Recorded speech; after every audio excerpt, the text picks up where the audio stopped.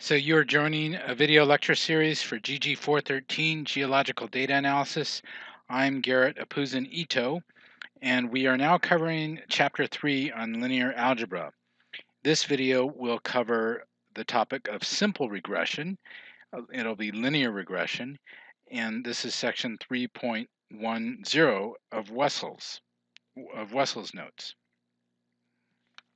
So we left off in the previous video talking about the equation A, matrix A times vector X is equal to B, another vector.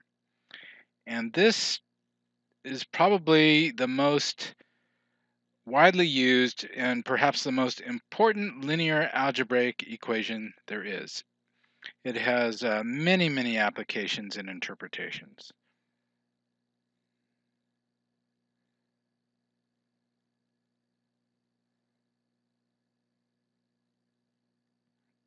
Many applications.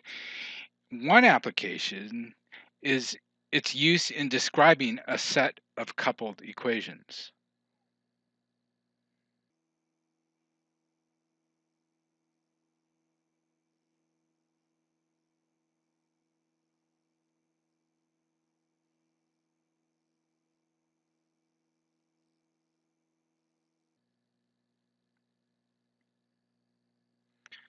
So if A is n by m, has n rows and m columns, then to carry out this multiplication, that means that x is m by 1. It has m rows by 1 column to match the m columns of A. Then ax equals b describes n equations. Each row of A multiplied by x is a single equation, so there's n equations involving m unknown values of x.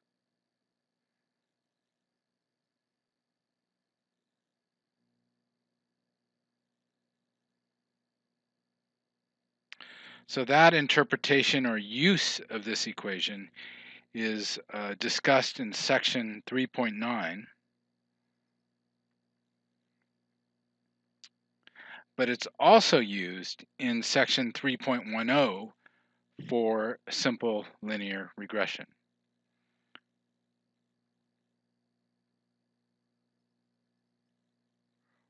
Linear or simple regression.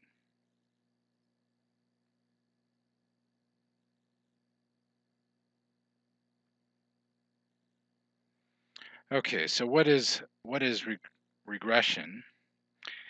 And so say we collect n pairs of two types of data, and one data type is x, another data type is y, and they seem to correlate.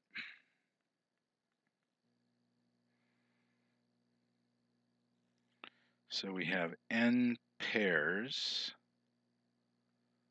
of two types of data, and we're calling those types x and y. So the objective for linear regression is to find the best fitting line through those data.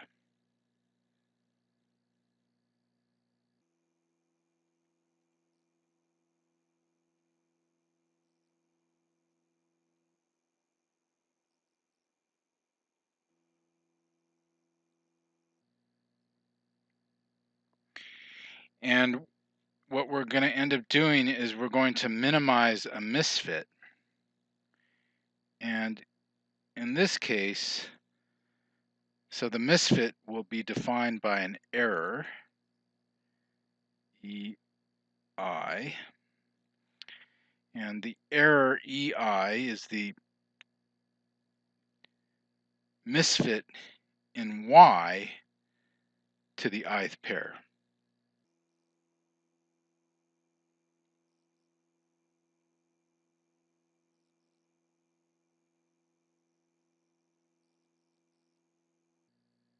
Okay, so Wessel talks about different ways of describing the misfit. Here we're going to describe the misfit as the misfit in Y. So our task is to minimize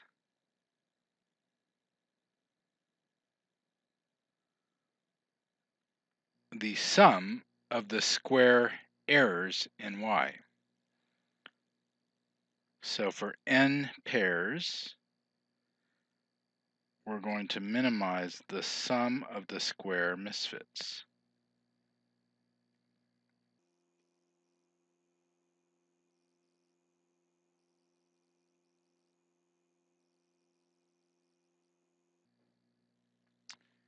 And so this is going to be a least squares regression.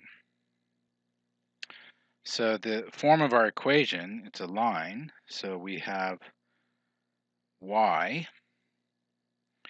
at a given value of x is equal to a reference value of y, a1, plus the slope times x minus a reference value. So this is the slope, and this is a1 is y, where x minus x0 is equal to 0. And x0 is a reference point in x. So we want to find the best fitting line to our data, and doing that will involve the solving for the values of the intercept and slope that yields the lowest square misfit. So each pair of data is going to be described by a line, which is a1 plus a2 times the value of that point. So that'll be, for the first point, it's x1 times minus the reference value is equal to the first data value for y. The second point is a similar equation for the second pair, and we'll have similar equations for all n pairs of data. So this describes n equations with two unknowns. And the unknowns are the slope and intercept, the best fitting slope and intercept. So instead of writing this out like this, we could write it in a perhaps more compact form in a matrix equation.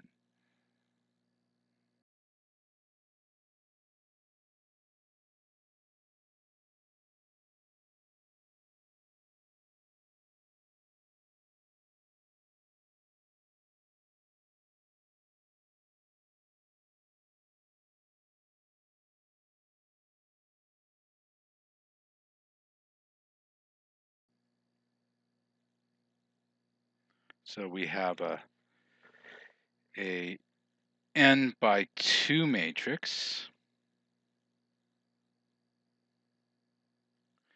times our coefficient matrix, which will be a1 and a2,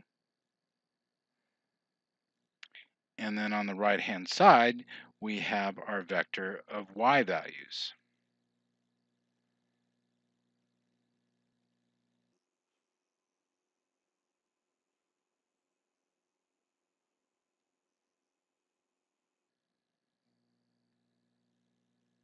So I hope you can see why this matrix equation that I've written it describes all n of these equations. And if not, I recommend you take a moment, stop the video, and verify that you can see that. Oh, and I forgot to mention that the coefficient matrix is 2 by 1, and the vector of y's is n by 1. And this has the form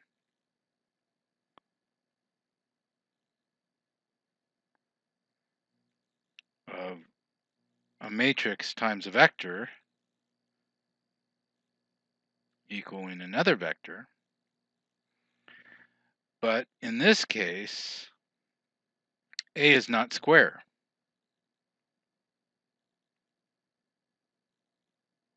right? It involves n equations or n rows and 2 columns.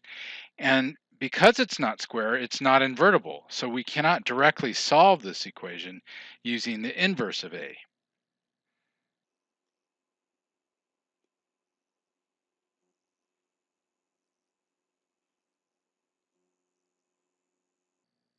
In other words, A is singular.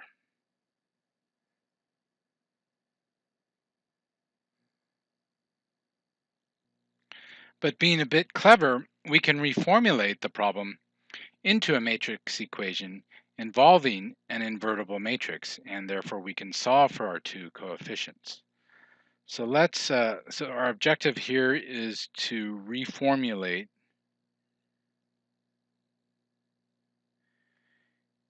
into an equation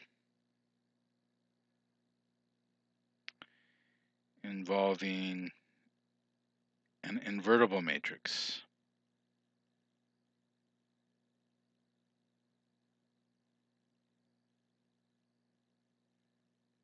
So that's what we're going to do next. Okay, so the error vector is described as each component of the error vector is E sub I, and E sub I is equal to A1 plus A2 times xi minus the reference value of x minus yi. Okay, this first term is our best fitting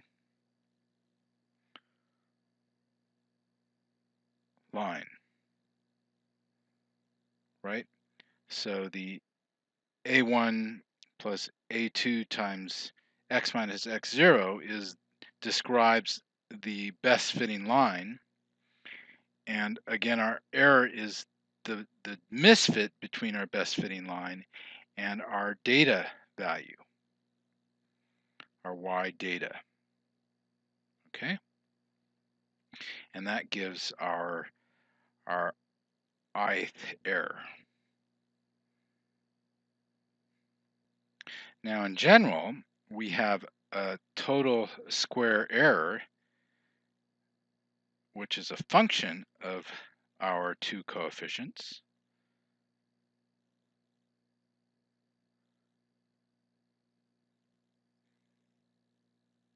So describing the square error, sum of square errors as a function means that if we vary a1 or a2, the value of this sum of square errors will also vary.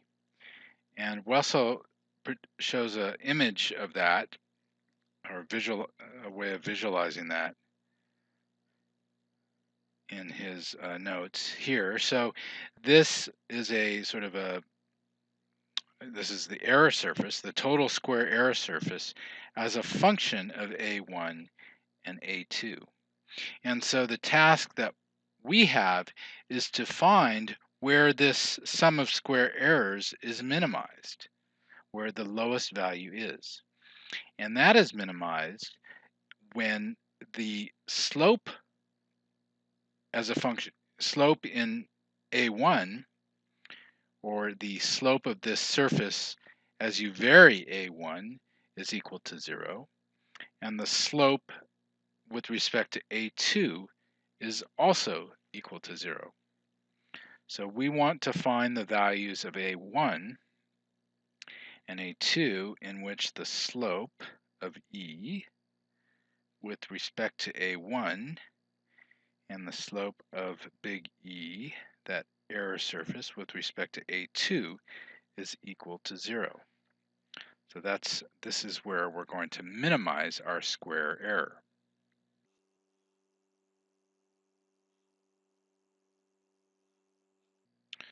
So let's look at the first derivative, the derivative or the slope with respect to A1. So that's the derivative with respect to A1, again, of our sum of square errors. And writing that out,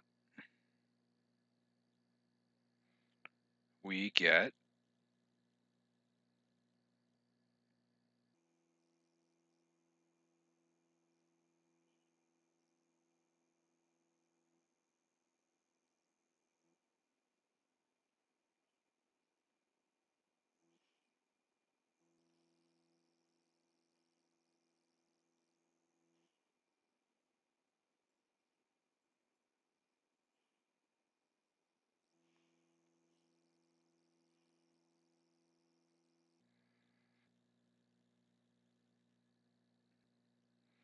so this is our description of our slope with respect to A1 written out, and we can take that derivative.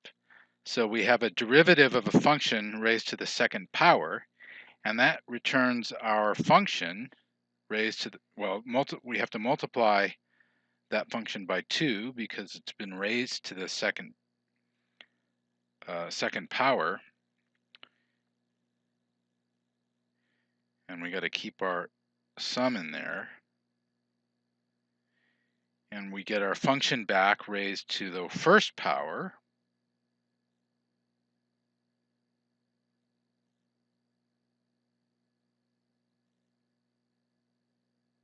And then we take the derivative of that function with respect to A1, and that just gives a 1. And again, we're setting that equal to 0 because we want to minimize, we want to find this minimum point where this slope with respect to A1 is equal to 0. Okay, so let's keep that, remember that for the first derivative. And then for the slope with respect to A2 is written similarly.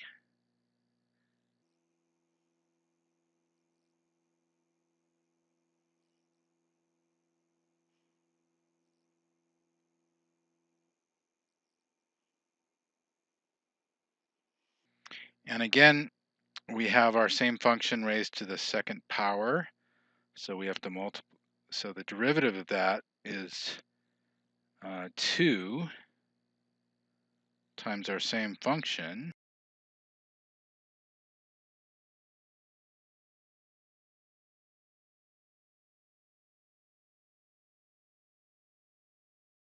And then we have to take the derivative of our function with respect to A2, and that gives xi minus x0.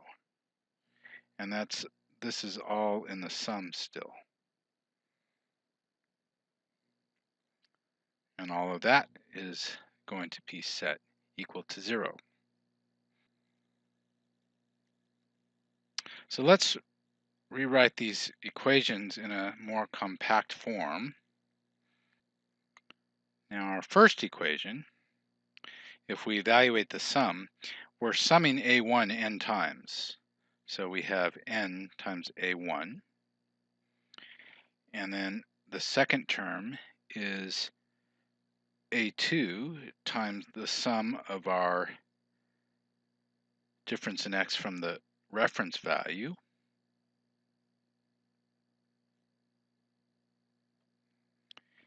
And I'm going to move the third term to the right-hand side.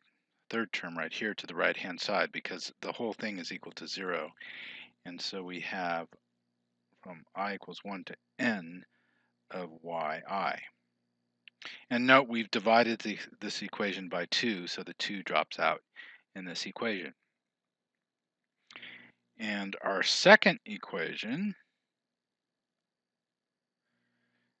becomes, again, we can divide by 2, so we have A1 times the sum of xi minus x0 from 1 to n. We're summing that over for I equals 1 to n. And we have our second term is A2 times the sum. And this time the sum is the square of xi minus x0.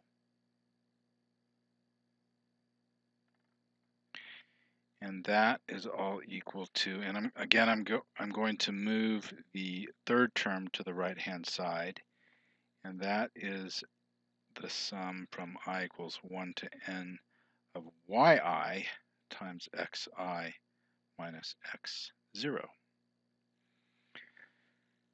So let's define some quantities, and we're going to call this, following Wessel, as S sub x.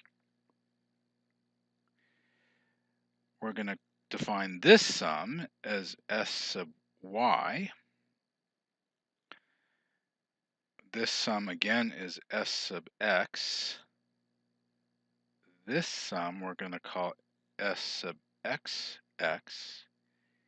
And then finally the last sum on the right-hand side is going to define S sub xy. So these are just numbers, right? They're the sum of numbers that we're calling by these s's with these subscripts. So the equations that we're left with is simply n times a1, that's this first term, plus sx a2, and that's all equal to sy. That's the first equation. The second equation is a1, or sx times a1, plus sxx times a2, and that's all equal to sxy on the right-hand side. So our system of n equations was reduced now to a system of 2 linear algebraic equations.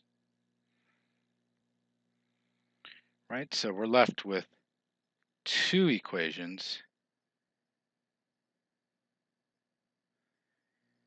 and 2 unknown coefficients, a1 and a2. So this is a system we know how to solve, and we can solve it 2 different ways. Okay, we can solve that 2 different ways.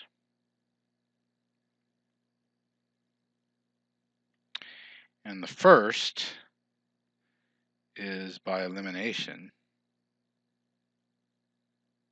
And you probably learned this in just regular algebra, where we solve the first for a1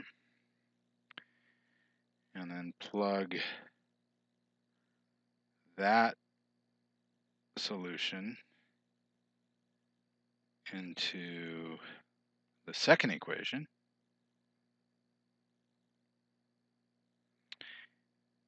and solve for a2.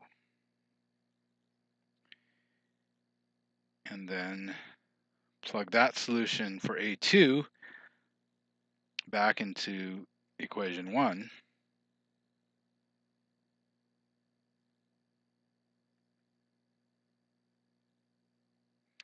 And solve for A1. So we can do that algebraically. We've turned this, well, this is just two algebraic equations. And so the second way is by solving the linear algebraic equation.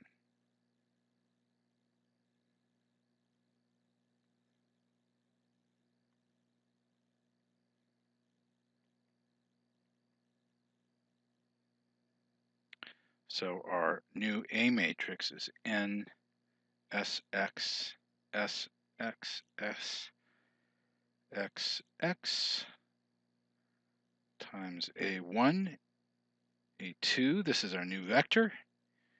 And the right-hand side was SY,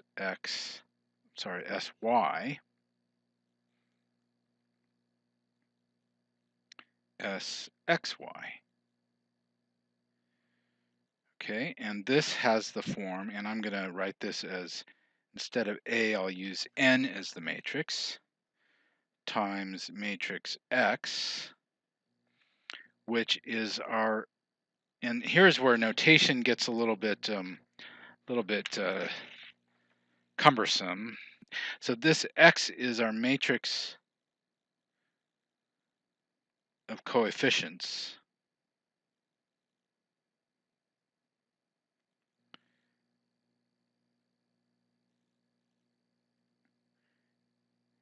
It's not our data array. It's not our X values in our data. Okay, so we're using the same symbol for two different meanings. I apologize for that, but I just want to make it clear that we're going to write this that way. And the right-hand side is, we'll just call that C. So this is C right here, this is X, and this is N. Okay, and N, as you see, is square.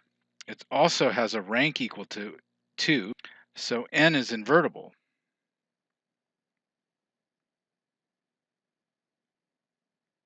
So we can solve this relatively simply. We just multiply both sides by its inverse.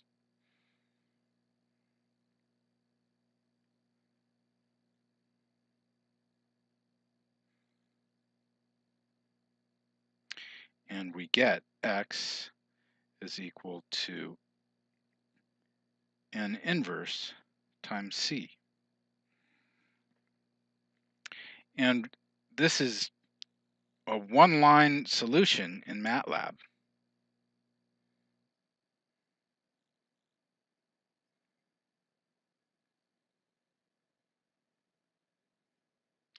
And we would write that as X. I'm just going to write down the variables we would type. X is equal to INV of N times C. So this whole linear least squares regression is reduced to this simple equation. And the sort of one step that takes a little bit of thought is in defining N and C. And in MATLAB, we would say that N is equal to the size, well, it's a 2 by 2 matrix where the first row is N, the size of our sample, Sx, which was the sum of our x values minus our reference x value. So that's our first row. Our second row is Sx and the sum of our square x values. So this defines 2 rows and 2 columns. And C is a vector of the sum of our y values and the sum of our y times our x values. and we want to make that a column vector. So we put a transpose there, so that gives us a column vector. And then, so once we define those two matrices, then we can carry out this one-line solution in MATLAB, and we get our answer for, again, x gives our coefficients a1 and a2, and those again are the coefficients. Let's go back to our equations that minimized the total square error between our line and our data points. And that is a summary of linear least squares using linear algebra.